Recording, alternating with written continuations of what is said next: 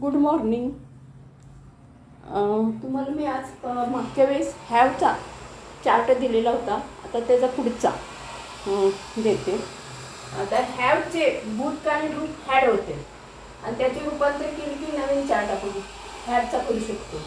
आता डेट आज 1/3/2021. आता हे सिंग्युलर म्हणजे एकवचन आणि प्लुरल अनेक वचन. आता हा chart I had been working, मी काम करत आलेला होतो. आय हॅड बीन वर्किंग, मी काम करत आलेला होतो.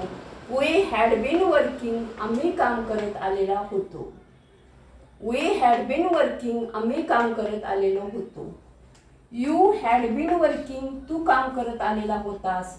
यू हॅड बीन वर्किंग, तुम्ही काम करत आलेला होता. आता third, he had been working, तो काम करत आलेला होता. ही हॅड बीन वर्किंग, तो काम करत आलेला होता. सी हॅड बीन वर्किंग, ती काम करत आलेली होती. सी हॅड बीन वर्किंग, ती काम करत आलेली होती. इट हॅड बीन वर्किंग, ते काम करत आलेले होते. आता 8th वाक्य 8वं, दे हॅड बीन वर्किंग, ते त्या ती काम करत आलेल्या होत्या. आता ह्या चार्टमध्ये हॅड बीनच घालायचं आहे. इथं काय ही शीटला काय बदल होत नाही. ते ह्याच्यामध्ये होतोय ह्यामध्ये यामध्ये काय होत नाही. हॅडच सगळीकडे वापरायचं आहे.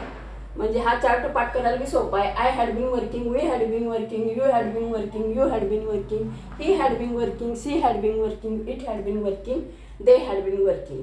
म्हणजे ते त्या ती करत आलेल्या होत्या. होता होती होते या चार्टमध्ये येते. आता ह्या चार्टच्या आधारावर आता हे मुख्य मूळ वाक्य कुठलं आहे. आय हॅड बीन वर्किंग, हाच आपला चार्ट एक झाला. आता दुसरा आपण प्रश्नार्थ करू शकतो. आता हॅड पुढे घेऊन आपण करू शकतो. हॅड आय बीन वर्किंग, मी काम करत आलेलो होतो का. हॅड वी बीन वर्किंग, आम्ही काम करत आलेलो होतो का. हॅड यू बीन वर्किंग, तू काम करत आलेला होतास का. हॅड यू बी वर्किंग, तुम्ही काम करत आलेला होता का. हॅड ही बीन वर्किंग, तो काम करत आलेला होता का. हॅड सी बीन वर्किंग, ती काम करत आलेली होती का. हॅड इट बीन वर्किंग, ते काम करत आलेले होते का. आणि हॅड दे बीन वर्किंग, ते त्या ती काम करत आलेले होते का. हा प्रश्नार्थक झाला. आता हा एक चार्ट आपला झाला. आय हॅड बीन वर्किंग हा दुसरा झाला. आता तिसरा आपला चार्ट. आता नकारार्थी करायचं. आता नकारार्थी करताना काय करायचं. आय हॅड बीन, इथं नॉट घालायचं. I had been not working, मी काम करत आलेलो नव्हतो. वी हॅड बीन वर्किंग, आम्ही काम करत आलेलो नाही. यू हॅड बीन वर्किंग, तू काम करत आलेला नाहीस. यू हॅड बीन वर्किंग, तुम्ही काम करत आलेला नाही. He had been working, he had been not working, तो काम करत आलेला नाही. She had been not working, ती काम करत आलेली नाही. It had been not working, ते काम करत आलेले नाही. आणि इट हॅड बीन वर्किंग, ते काम करत आलेले नाही. आणि इकडं they had been not working, ते त्याची काम करत आलेले नाही. हा झाला आपला नकारार्थी. आता हा नकार झाला नाही. आता नकारार्थी वाक्य करायचं आपल्याला. आता हॅड पुढे घ्यायचं करता. Had I been not working, had I been not working, मी काम करत आलेलो नाही का. Had we not be working, आम्ही काम करत आलेलो नाही का. Had you not been working, तू काम करत आलेला नाहीस का. Had you not been working, तुम्ही काम करत आलेले नाही का. आता had he not be working, तो काम करत आलेला नाही का. Had she not be working, ते काम करत आलेले नाहीत का. आणि had I not been working, ते काम करत आलेले नाहीत का.